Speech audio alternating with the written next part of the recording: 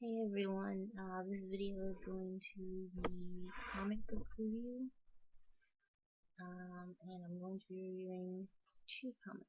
So, I'm going to be reviewing Supergirl Rebirth 1 and 2.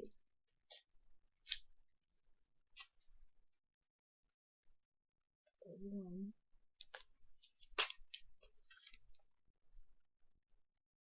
and 2.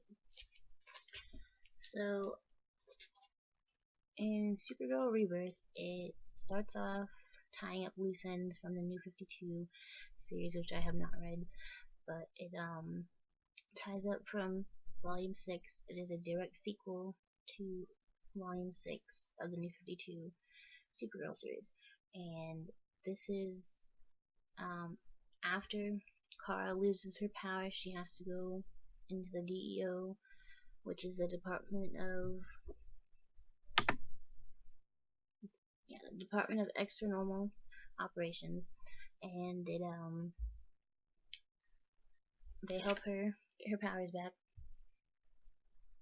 So she regains her powers, and in the flashback story, the werewolf Laron appears, and it goes from flashbacks to the main story. We're not going to go into super depth about Laron, I think that's how you say it, but it takes off from the ending of the New 52 series and then continues from there. It basically like reintroduces Kara, and in the first issue, Kara's in school doing a presentation. She can't figure out how to work the projector because she hasn't really been used to Earth yet. She's still learning things, and there is a contest. There is a contest being held, and this contest is being held by Grant, part of Catco, who she works for in Supergirl TV show as an intern, and she's doing a Young Innovators contest, and Kara enters along with this student named Ben Rubel, who's a new student. And once we get to Cat Grant, the panels with Cat Grant, we first see her, and she's speaking to Supergirl, who she does not know is Kara, because Kara disguises herself with brunette hair, but she's really blonde. So Cat Grant does not know that Supergirl is Kara, and she's talking to her, and then later on we see Cat talking about the contest, and then she announces Ben is the winner because he answered the question, what makes Catco so successful, and he answers Cat Grant, and so ultimately he wins the contest and shows up, but in a panel, let me see if I can find it. Find it real quick. This might take a minute. There's a panel where she's speaking to Kara.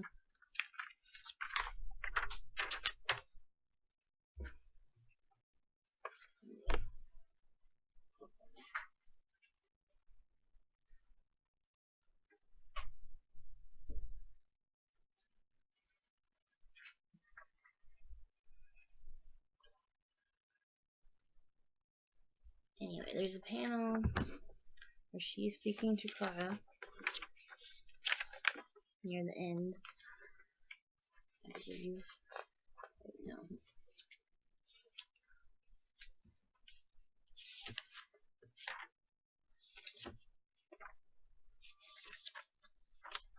This may or may not be in the second one. Okay, so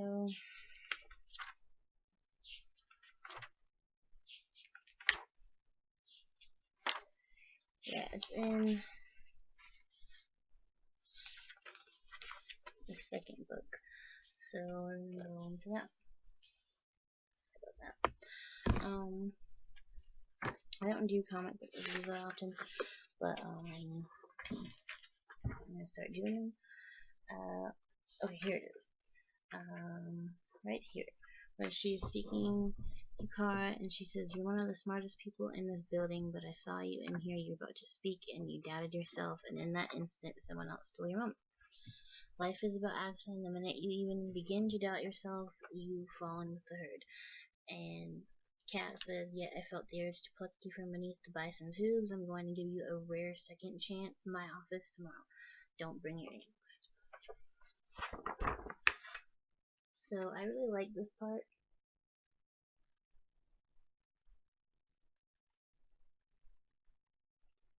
You can't really see it, but the panels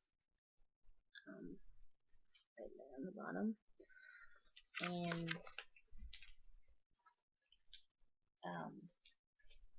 I like that part of the story because it is very reminiscent of the TV show when she speaks to Kara.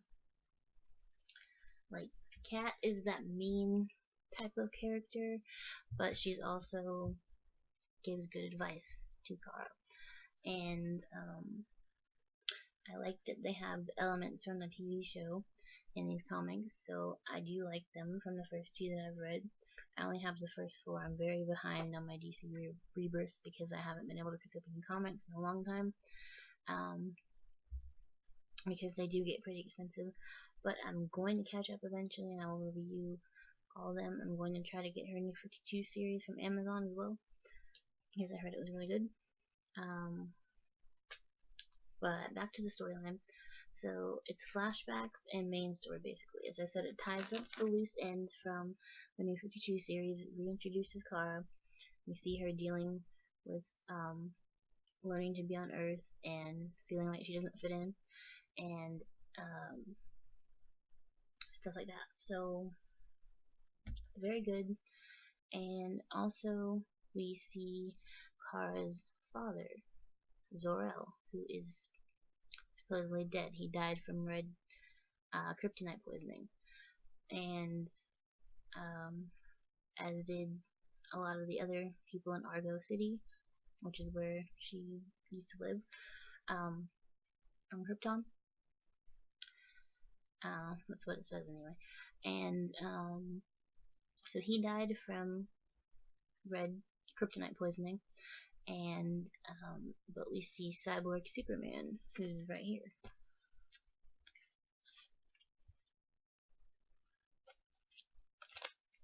As well as right here, she's fighting it. And so basically Kara says, "You're not my father," and turns out that it's a drone, actually. So Kara finds this out and is disappointed. Like, she won the fight, but is disappointed because it was a drone, not really her father.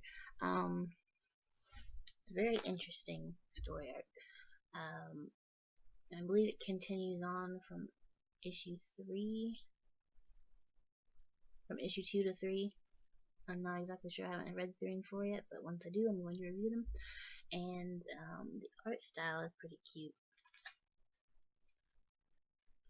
I actually really like the art style, and the books are written by Steve Orlando. And the artist, let me look up his name real quick, because I'm curious. Alright, let's see. I'm looking on a Wikipedia.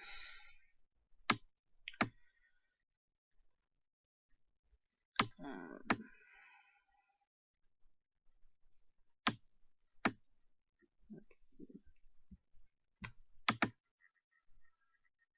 I know I just saw it. Okay, the Supergirl Rebirth #1 cover is illustrated by Emanuele Lupacchino, who isn't the original artist. Like, he's not the official artist of the comics. That is somebody else. But we'll look at IGN's review here, so I can tell you the name.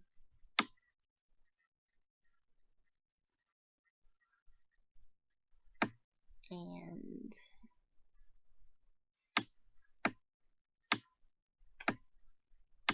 I cannot find his name. And I know it's in here somewhere. Okay. So, his name is Brian Chang.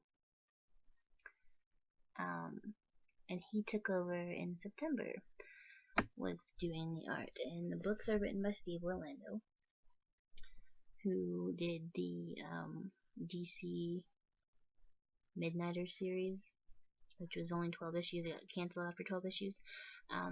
But he's a very good writer. It's very well written. And in IGN's review, I'm going to talk about this a little bit. In IGN's review, they say that where the debut does succeed, however, is Orlando's handle on Kara herself. With so much going on, we don't get the deepest dives into her personality, but the traits presented here fall well in line with her traditional character values, which I agree with. So, they did a pretty solid review of the first book. I didn't read their review for the second one, but basically the second one is a continuation of the Cyborg Superman arc because he shows up in the first issue, and then Kara's fighting him in the second one, and so on. As I said, it's a very interesting storyline. I really like it, and I'm going to get her new 52 series. I'm gonna try to get some more of the Rebirths whenever I can. I really like it. It's very good. I know many people aren't a huge fan of it, but it is one of the pretty decent Rebirths that I've read, and I will continue to read it whenever I get the chance. So the art style is cute. I really like it. It's similar to the Batgirl art, and I'm not sure if there's any of the same artist, but I'm guessing they got the same art style. But yeah, it's very well written, all that good stuff. So I hope you enjoyed this review, and I have one coming up of Injustice Ground Zero #1, because that was the only one I could find in the comic book store when I went a while back. So I have not read it yet. I'm going to read it and do the review for that as well. And as I said, I hope you enjoyed this. I'm not gonna act like I know everything about Supergirl, because I don't. But that's the basic story arc of the first 2 issues. And leave a like and a comment if you enjoyed this. So see you later. Bye.